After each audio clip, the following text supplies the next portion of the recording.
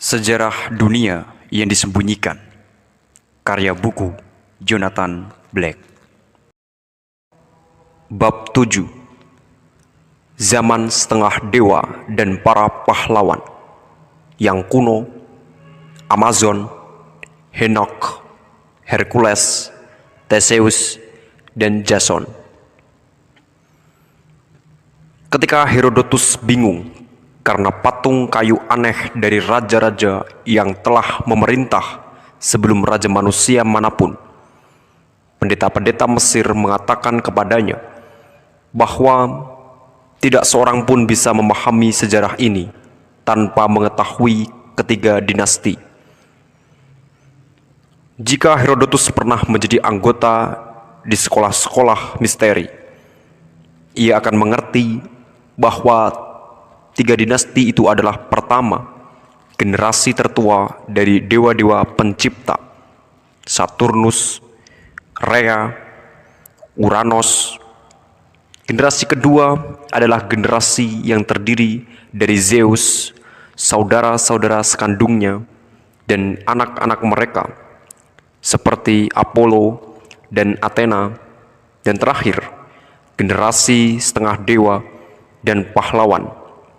Dinasti ketiga ini adalah topik dari bab ini. Sementara itu, materi bertumbuh menjadi lebih padat, dan karena materi dan roh bertentangan, dewa-dewa menjadi semakin jarang muncul. Semakin tinggi dan tak terlukiskan, semakin sulit untuk membuatnya turun ke dalam jaring ketat kebutuhan fisik yang menutupi bumi. Dewa-dewa besar seperti Zeus atau Pallas Athena tampaknya membuat kehadiran mereka terasa dan langsung turut campur ke dalam urusan manusia hanya pada saat krisis. Di sekolah-sekolah misteri diajarkan bahwa sebuah perubahan yang menentukan pada arah ini datang kira-kira pada 13.000 tahun sebelum Masehi. Sejak itu para dewa yang lebih tinggi merasa kesulitan untuk turun lebih rendah dari bulan. Kunjungan mereka ke permukaan bumi menjadi semakin jarang dan singkat. Dipercaya bahwa pada kunjungan-kunjungan itu secara tidak sengaja mereka meninggalkan mistletoe, semacam tumbuhan aneh yang tidak bisa tumbuh di bumi, tetapi tumbuh alami di bulan. Tanpa kehadiran dewa-dewa yang lebih besar untuk memeliharanya di bawah, keturunan tidak baik seperti Saturnus yang telah dipenjara di bawah gua mulai merayap naik menuju terangnya siang hari lagi, merajalela di permukaan bumi serta memangsa daging manusia. Perang-perang besar terjadi di antara manusia dan tentara-tentara di makhluk lain, menyebar dari zaman sebelumnya. Perang antara para Lapids, sebuah suku dari zaman peralatan batu Neolitikum, dan para Centaur dicatat pada hiasan dinding di Parthenon. Bangsa Centaur telah diundang ke pernikahan pimpinan suku Lapids, tetapi mereka tergoda karena melihat perempuan-perempuan Lapids yang putih, cantik, dan tidak berbulu. Mereka menarik pengantin perempuan itu dan memerkosanya, termasuk pengiring pengantin dan para pelayannya juga. Dalam perkelahian berikutnya, seorang raja Lapid terbunuh, dan dimulailah sebuah peperangan yang berlangsung hingga beberapa generasi berikutnya. Seiring mengerasnya tulang belulang, dunia binatang mulai merasakan impitannya. Penciptaan mulai letih dan binatang bertambah ganas karena mereka harus berjuang untuk selamat. ketika manusia terus jatuh. Demikian juga alam. Gigi dan cakarnya menjadi merah. Singa-singa dan serigala-serigala mulai menyerang manusia. Tumbuhan mulai ditumbuhi duri untuk menggores dan membuat panen buah-buahan menjadi sulit. Tumbuhan beracun pun mulai berkembang, seperti tumbuhan wolfsbane. Hiasan ukiran dinding di Parthenon juga mencatat peperangan melawan suku Amazon, sebuah ras prajurit perempuan yang pertama mengendarai kuda di medan perang. Seorang anggota suku Amazon harus membunuh seorang laki-laki sebelum perempuan itu diizinkan menikah. Dengan mengenakan pakaian perang dari bulu hewan dan membawa tameng berbentuk bulan separuh, pasukan berkuda mereka membabat habis deret demi deret pasukan musuh yang berjalan kaki. Mereka sangat hebat, memperlihatkan bentuk perilaku manusia baru, karena besar sekali kemungkinan kematian berasal dari kemungkinan membunuh atau pembunuhan. Lukai kami, maka kami akan berdarah. Lukai kami dengan keras atau cukup sering, maka kami akan mati. Beberapa orang mulai senang dengan keadaan ini. Buku berjudul Book of Knowledge menjelaskan bagaimana permukaan bumi tertutup oleh pasukan perang. Dan disebutkan bahwa daging manusia sendiri telah menjadi kejahatan. Karena penutup tubuh, tengkorak, bertulang, dan campur tangan dari organ-organ persepsi spiritual, manusia sekarang menjadi terpisah. Tidak hanya dari dewa-dewa yang ada di atas mereka, tetapi juga dari satu sama lain. Ada bayang-bayang di atas hubungan manusia. Menjadi mungkin untuk satu pusat kesadaran mempercayai bahwa ia terpisah dari yang lainnya. Apakah aku penjaga saudaraku? Tanya Chain, yang mewakili evolusi dari bentuk baru kesadaran. Pertanyaan ini tidak berarti apa-apa bagi Adam dan Hawa yang seperti cabang-cabang pada sebuah pohon yang sama. Begitu pula, kita akan kewalahan terhadap alam rohani jika mereka tidak tersaring. Dan kita akan merasakan sakit yang dialami setiap orang, sehingga menjadi kewalahan karena merasakan penderitaan orang lain, jika tidak ada penyaring pada empati. Tanpa sebuah derajat pemisahan, tidak ada seorang manusia pun yang bisa mengalami diri mereka sendiri sebagai seorang pribadi. Tidak ada yang bisa merasakan terbakar api pada kening yang membuat Chain bergerak maju. Namun, tentu saja ada masalah tersembunyi di sini. Sejarah menunjukkan bahwa manusia memiliki sebuah ketidaksukaan terhadap manusia dengan bentuk lain dari kesadaran, yang sering dirasa sulit untuk diterima. Kadang-kadang mereka terdorong untuk melenyapkan manusia dari muka bumi. Kita hanya perlu mengingat tentang perlakuan orang-orang Eropa terhadap suku Aztec yang nyaris bisa disetarakan dengan genosida terhadap orang-orang aborigin di Australia, atau niat untuk menghabisi kaum Gypsy oleh Nazi. Nanti kita akan melihat bahwa sejak zaman Musa, orang-orang Yahudi telah sering berada di depan untuk membuat bentuk-bentuk baru kesadaran.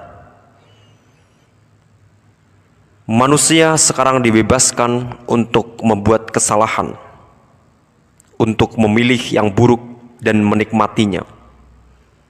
Hal itu bukan lagi kasus bahwa manusia menerima semua makanan spiritual dari air susu ibu bumi.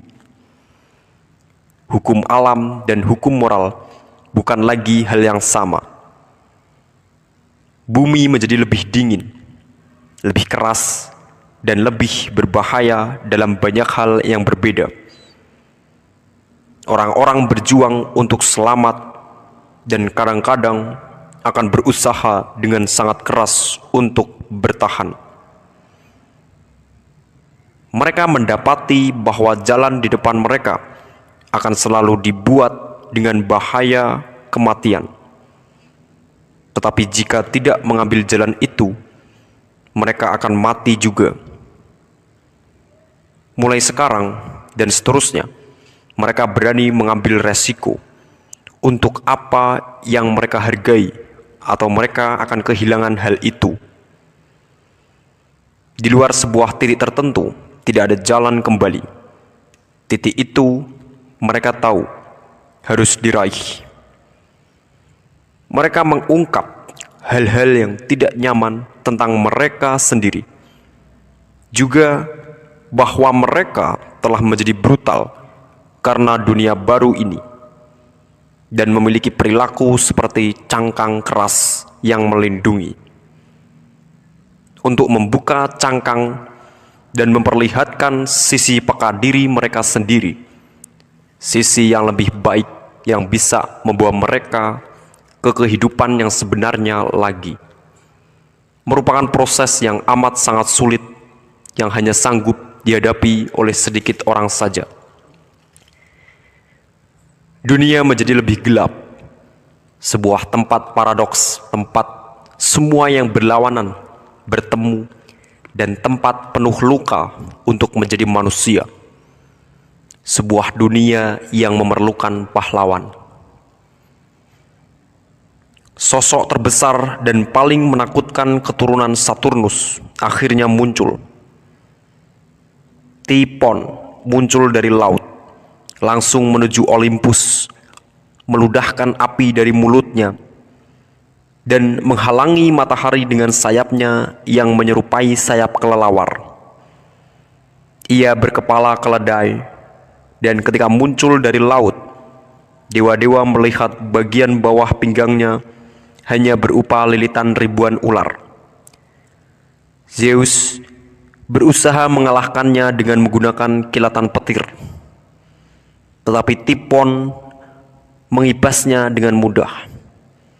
Ketika Typhon turun di hadapannya, Zeus mengayunkan sabit kelabu yang telah digunakan Kronos untuk mengebiri Uranus. Namun, tubuh monster yang seperti ular itu membelitkan tubuh ularnya pada tubuh Zeus, melilitnya dengan ketat dan merampas sabit itu darinya.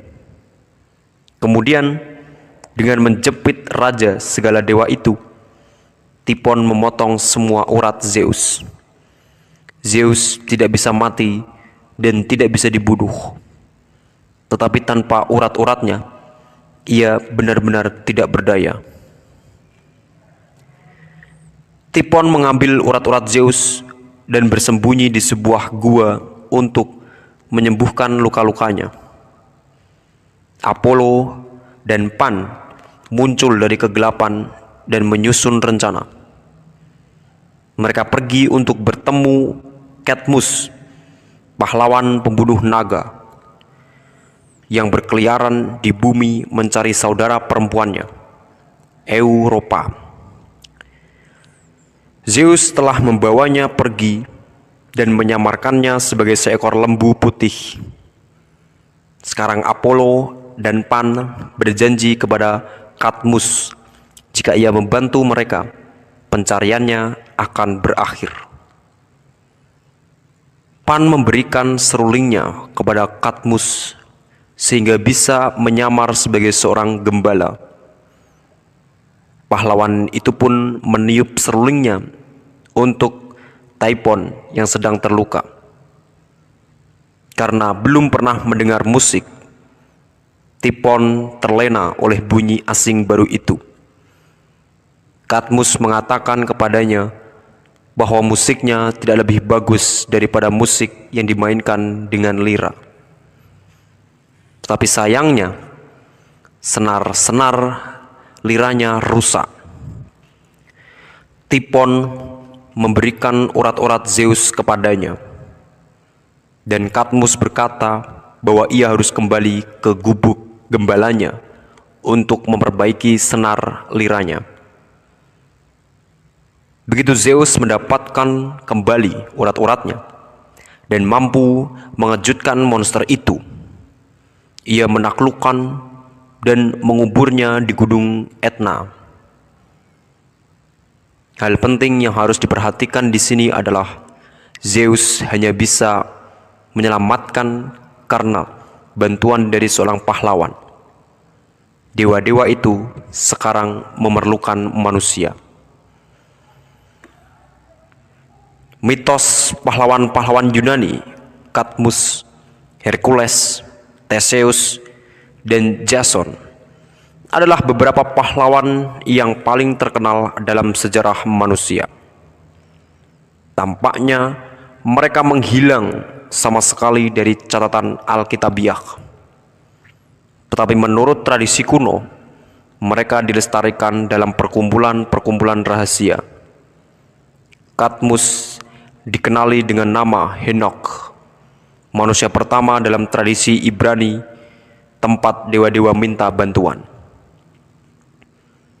Dalam Perjanjian Lama, hanya berisi beberapa kata misterius tentang Henokh. Genesis 5:21-24. Setelah Henokh hidup selama 65 tahun, ia memperanakkan Metusalah. Dan Henokh hidup bergaul dengan Allah selama 300 tahun lagi setelah ia memperanak Metusalah. Dan ia memperanakkan anak-anak lelaki dan perempuan. Jadi Henokh mencapai umur 365 tahun. Dan Henokh hidup bergaul dengan Allah, lalu ia tidak lagi karena diangkat oleh Allah. Ada sedikit lagi untuk dilanjutkan di sana, tetapi seperti yang telah kita lihat, ada sebuah tradisi literer tentang Henokh dalam literatur Ibrani, termasuk beberapa buku yang banyak dikutip dalam Perjanjian Baru. Dalam salah satu dari mereka, Book of Jubilees, Henokh dijelaskan sebagai penemuan penulisan The Watcher.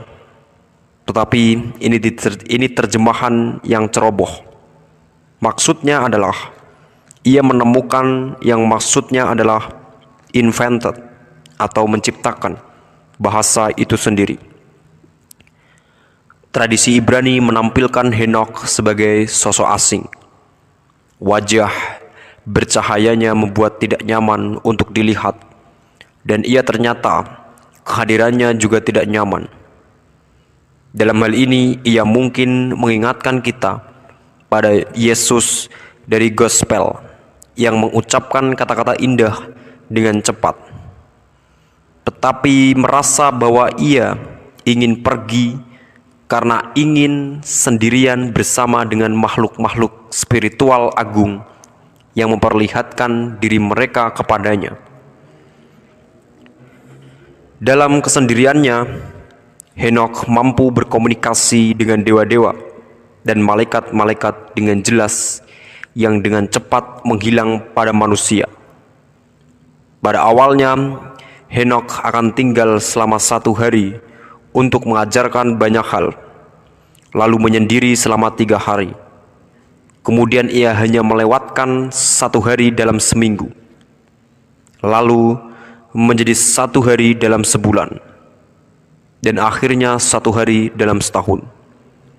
Orang-orang menginginkannya untuk kembali, tetapi ketika ia kembali, wajahnya bercahaya begitu terangnya sehingga tidak nyaman, dan mereka pun mengalihkan tatapan mereka. Apa yang dilakukan Henokh ketika sendirian tidak tidur? kita akan berulang-ulang melihat bahwa titik balik besar dalam sejarah disebabkan oleh dua jenis pikiran. Pertama, titik balik muncul ketika para pemikir besar seperti Socrates, Yesus Kristus, dan Dante berpikir untuk kali pertama tentang sesuatu yang belum pernah ada yang memikirkannya. Kedua, titik balik muncul ketika pikiran-pikiran ditetapkan dan dituliskan tak terhapuskan, karena mereka melestarikan beberapa kearifan kuno yang terancam punah selamanya. Generasi Jared, ayah Henokh, adalah yang terakhir yang mengalami sebuah visi tanpa jeda dari gelombang penerus dewa-dewa, malaikat-malaikat, dan roh-roh yang memancar dari pikiran Tuhan. Apa yang Henokh pertahankan dalam bahasa pertama dan monumen-monumen batu pertama, lingkaran-lingkaran batu tertua, adalah visi tentang tingkatan makhluk spiritual yang disusun ke atas. Henokh adalah salah satu dari sosok besar dalam sejarah rahasia dunia, karena ia memberikan sebuah catatan lengkap tentang apa yang mungkin disebutnya dalam istilah sekarang, ekosistem alam rohani. Untuk ini ia diingat bukan saja sebagai Kadmus dalam tradisi Yunani, melainkan juga Idris dalam tradisi Arab dan Hermes Trismegistus dalam tradisi Mesir esoteris. Ia tahu bahwa sebagaimana pikiran melemahkan kesehatan bahasa, melemahkan memori, ia merampalkan sebuah bencana yang akan menghancurkan segala yang dibuat manusia, kecuali apa yang ada di kepalanya dan monumen-monumen batu yang paling kuat. Ia mengabadikan tingkatan surga tidak hanya pada monumen-monumen batu, tetapi juga dengan penemuan bahasa itu sendiri. Karena menurut doktrin rahasia, semua bahasa dimulai dengan pemberian nama untuk benda-benda langit. Lagi pula, kesenian yang paling awal seperti yang ditemukan di dalam gua di Lascaux, Perancis, dan Altamira di Spanyol juga benar-benar sebuah gambaran dari benda-benda langit yang sama. Benda-benda langit itu merupakan gagasan dari pikiran kosmis besar, terjalin melalui segala yang ada di kosmos. Bahasa dan kesenian sekarang memungkinkan manusia untuk menggunakan pikiran-pikiran kosmis ini dan mengakui sebagai miliknya. Henokh kembali mundur, mengasingkan diri dan semakin jauh hingga ke gunung, yang tanahnya tidak ramah dan sering terjadi badai. Orang-orang yang mengikutinya semakin sedikit. Ia berkata, "Dan mataku melihat rahasia kilat dan petir, juga rahasia awan dan embun.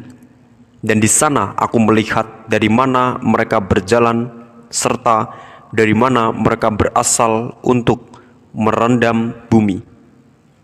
Dan di sana aku melihat ruang-ruang tertutup yang membelah angin, serta ruang-ruang yang mengeluarkan kabut dan awan yang menggantung di atas bumi sejak awal. Aku juga melihat ruang-ruang yang mengeluarkan matahari dan bulan, serta kemana mereka pergi." Buku Book of Enoch menceritakan bahwa dalam akhir visi yang sangat menggembirakan itu, ia diajak melihat-lihat surga dari langit surga yang berbeda, dan urutan malaikat yang berbeda pula yang tinggal di sana, dan seluruh sejarah kosmos. Akhirnya Henokh berbicara kepada kelompok pengikut terakhirnya yang mampu terus mengikutinya mendaki gunung. Ketika ia berbicara, para pengikutnya mendongak dan melihat seekor kuda turun dari langit dalam pusaran angin. Henokh naik ke atas kuda itu dan mengendarainya masuk ke langit.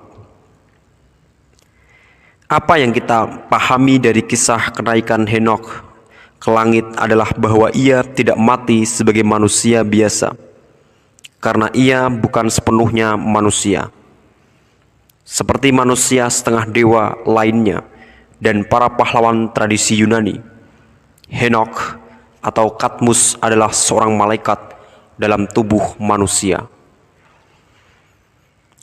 Kisah-kisah tentang Hercules, Theseus, dan Jason sangat dikenal untuk diceritakan kembali di sini.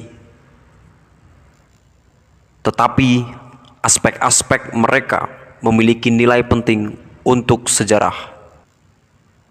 Dalam kisah-kisah manusia dewa Hercules, kita melihat betapa manusia telah jatuh ke dalam materi. Hercules ingin ditinggalkan sendiri untuk melanjutkan kehidupan materialnya, untuk menikmati kesenangan dunia, mabuk, berpesta, berkelahi. Tetapi ia terus diusik oleh kewajibannya untuk mengikuti takdir spiritualnya. Hercules yang ragu-ragu, ceroboh, kadang-kadang jenaka, terbelah di antara kekuatan-kekuatan kosmis. Ovid juga memperlihatkan bagaimana ketika dewa itu menarik diri, Eros mulai membuat onar. Hercules menjadi murung karena gairahnya, sekaligus juga karena roh-roh yang mencoba mengendalikannya. Hari ini, saat jatuh cinta dengan seorang yang cantik, kita mungkin memang melihat keindahan sebagai sebuah tanda dari kearifan spiritual besar. Ketika kita melihat ke dalam mata yang indah, kita mungkin bisa berharap menemukan rahasia kehidupan itu sendiri di sana. Kisah cinta Hercules pada Deianira, cinta Ariadne untuk Theseus, atau cinta Jason pada Medea, memperlihatkan bahwa hubungan spiritual antara manusia sudah menjadi keruh. Sekarang Anda bisa menatap ke dalam mata dari keindahan dan tertipu tentang apa yang Anda lihat di sana. Seksualitas telah menjadi penuh tipu daya. Bahaya dari berhayal diperburuk oleh cinta akan delusi. Apa yang terbaik dan yang terburuk untuk saya? Hal yang paling harus saya lakukan dan hal yang paling tidak akan saya lakukan tampak sangat mirip. Dalam lubuk hati saya tahu yang mana. Tetapi kemudian sebuah roh kesesatan membuat salah memilih. Gangguan fisik selalu mengelilingi keindahan yang agung. 12 perjuangan Hercules memperlihatkan ia bergerak melalui serangkaian ujian. Masing-masing diatur untuknya oleh roh-roh berurutan yang menguasai bintang-bintang. Itu adalah serangkaian ujian yang dijalani oleh semua manusia, dan pada umumnya mereka menjalaninya tanpa mereka sadari. Seperti Hercules, kehidupan Hercules kemudian menggambarkan kepiluan menjadi manusia. Ia adalah laki-laki biasa, terperangkap dalam lingkaran kepedihan.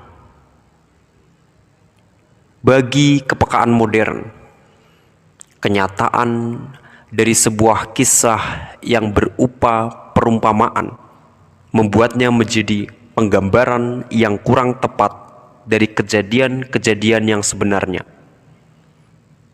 Para penulis modern mencoba memeras naskah-naskah makna mereka untuk merapikannya supaya diperoleh cerita yang alami. Bagi orang-orang kuno yang percaya bahwa semua hal yang terjadi di dunia dipandu oleh perasaan bintang-bintang dan planet-planet. Semakin sebuah kisah mengeluarkan pola puitis, semakin sejati dan nyata naskah itu. Jadi, mungkin menarik untuk melihat perjalanan ke dalam dunia bawah yang dilakukan oleh Hercules, Theseus, dan Orpheus hanya sebagai metafora. Benar bahwa pada satu tingkatan petualangan mereka mewakili awal dari kesadaran manusia akan kenyataan kematian.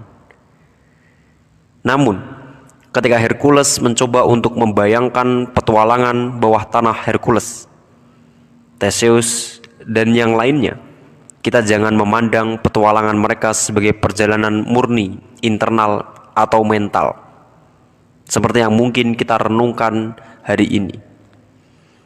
Ketika bertempur dengan monster-monster dan iblis, mereka melawan kekuatan yang memenuhi diri sendiri, daging manusia yang rusak, labirin gelap dari otak manusia.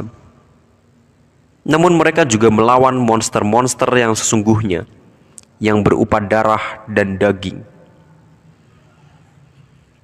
Jika kita membandingkan kisah Theseus dan Minotaur dengan mitos yang jauh lebih tua, seperti Perseus dan Gorgon Medusa, kita bisa melihat bahwa pada masa Theseus tingkat metamorfosisnya tampak melambat.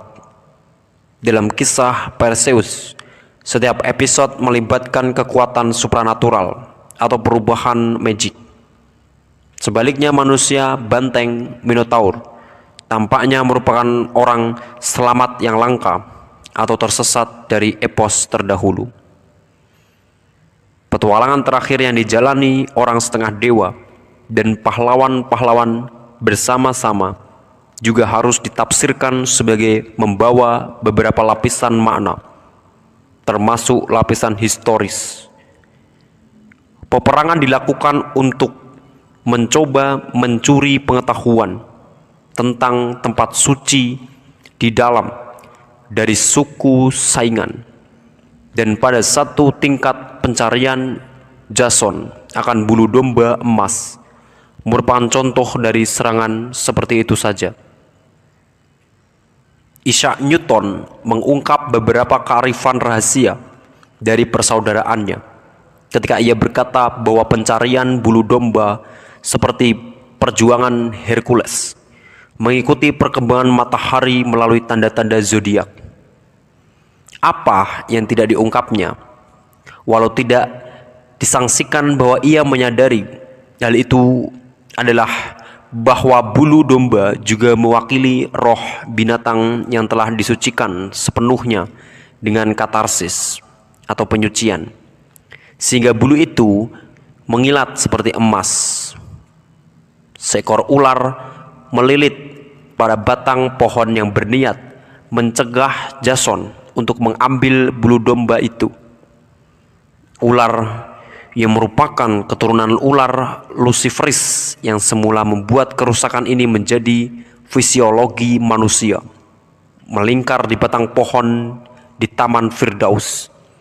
Akan tetapi, jika Jason bisa merebut bulu domba dari ular itu, ia akan mendapatkan kekuatan besar untuk dirinya sendiri. Ia akan mampu meminta rohnya untuk meninggalkan raganya seperti yang diinginkan, untuk mampu berkomunikasi dengan bebas dengan dewa-dewa dan malaikat-malaikat, seperti orang-orang pada zaman dahulu. Ia akan mampu mengendalikan fisiologinya sendiri, memengaruhi pikiran orang lain secara telepati, bahkan memindahkan materi. Jadi, naskah tentang pencarian Jason oleh Apollonius harus dibaca sebagai manual inisiasi, juga sebagai catatan sejarah sejati. Kita akan melihatnya kemudian bagaimana pada alkimia dari abad pertengahan, dan yang kemudian Newton sendiri bertindak dalam wawasan ini. Jika Anda melihat zaman Henokh ini, Hercules dan Jason dengan mata ilmu pengetahuan, Anda akan melihat tidak satupun dari peristiwa besar yang telah dijelaskan dalam bab ini.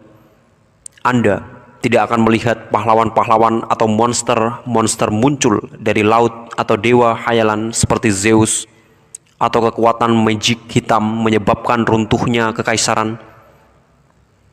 Anda akan melihat hanya ada angin dan hujan yang suram, pemandangan alam terbaik berupa manusianya, serta beberapa tempat tinggal peri yang tidak mengesankan dan peralatan batu primitif. Akan tetapi, mungkin ilmu pengetahuan hanya memperlihatkan apa yang terjadi di permukaan.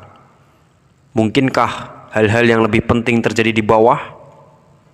Apa yang dilestarikan sejarah rahasia adalah sebuah memori dari pengalaman subjektif, dari pengalaman-pengalaman besar yang mengubah jiwa manusia selama zaman itu.